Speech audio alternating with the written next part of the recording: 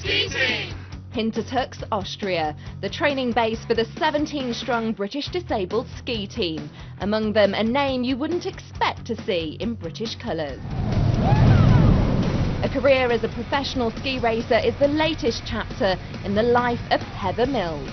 Famous for her commitment to charity work and a high-profile marriage to Sir Paul McCartney, not so many will be aware of her ability on skis and her attempt to become a Paralympian. I just went on a ski holiday when I was 21 and just did recreational skiing occasionally, and then I didn't ski for a long time, and then I was invited on a holiday to the Multal Gletscher in Austria. It was around the time the Icelandic volcano went off, and I didn't really know how to turn very well, but I loved speed and going straight. So I got stopped by the Slovenian Masters team, and they said, you are doing over 100 kilometers an hour on slalom skis, and they said you should ski race, and I said, well, it's a bit late. Then I was 42. I said, and I've got one leg, and they said, well, then you should try out for the disabled skiing. So I tried out for it and just trained like crazy, week on, week off, week on, week off, between Austria and England, and absolutely love it. My ultimate aim is to win a medal at Sochi in Russia.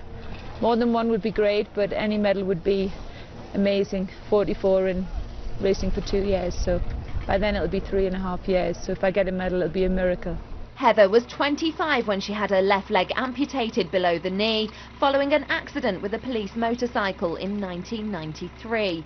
A recreational skier ever since, it was only in 2010 that she joined the British development squad that feeds Paralympic hopefuls into the British disabled team. She has already enjoyed great success against the best Paralympic athletes in the US, winning 4 gold medals at the US National Championships in Aspen in March.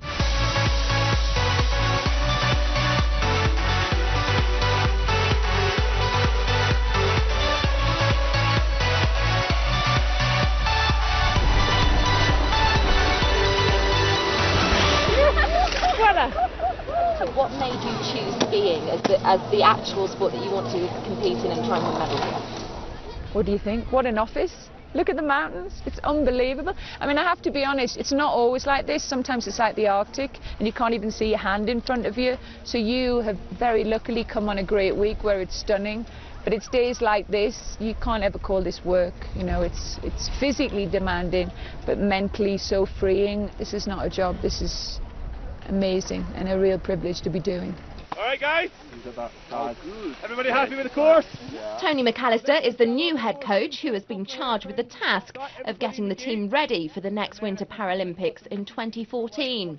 He knows Heather's high profile brings added value, but she has to continue to prove she is worthy of her inclusion in the squad.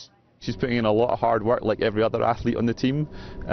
She meets the same criteria everybody else has to be at the same commitment level, and because she's doing the same amount of work as everybody else, her performance level is increasing.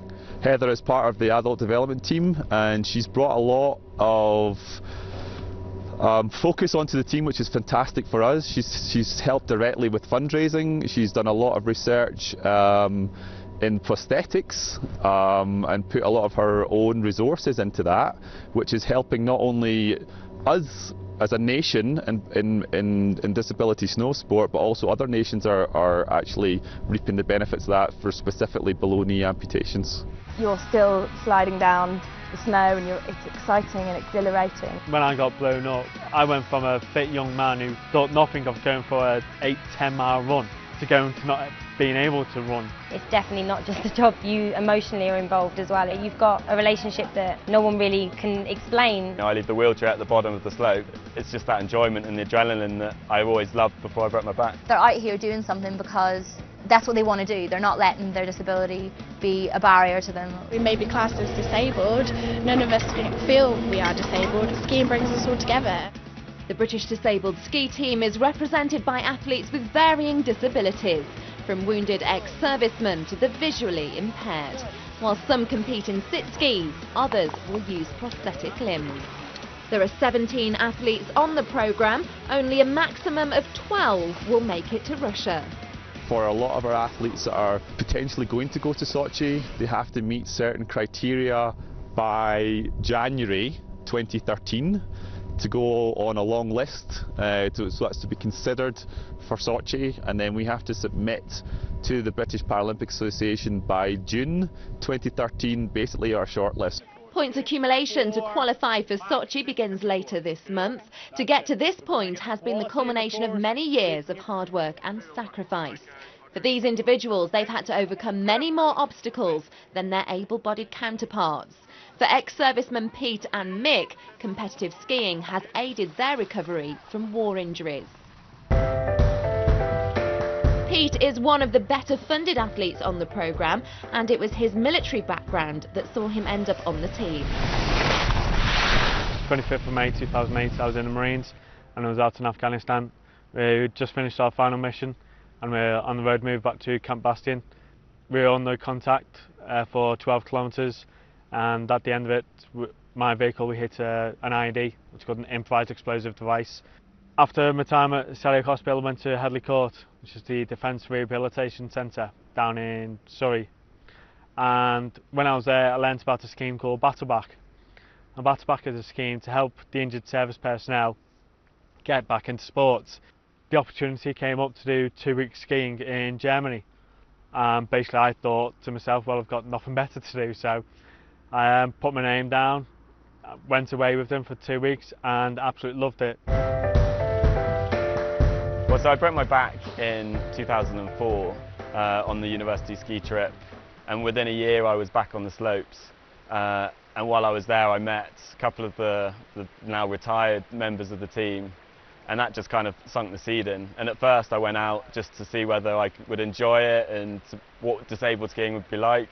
And by the end of that, I was hooked and learnt to race and just kept improving from there. And then it just became full time. If I wanted to be competitive, it had to be all year round. Coming up, we've got Europa Cup races, and at the moment I've just come back from injury status, so I've got to re-qualify for a few World Cup events, and then once I've done that, hopefully in the first couple of races, then we move into the World Championships as well, and hopefully a few top 10s there, I think is realistic.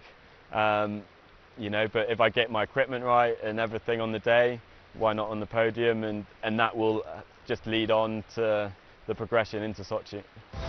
For now, Sochi has to wait. The British Disabled Ski Team campaign kicks off on the 22nd of November in Holland. With the selection process about to get underway, the most important thing is to keep race fit and injury free. Whether Hezer Millz will be one of the future success stories to emerge from qualification remains to be seen.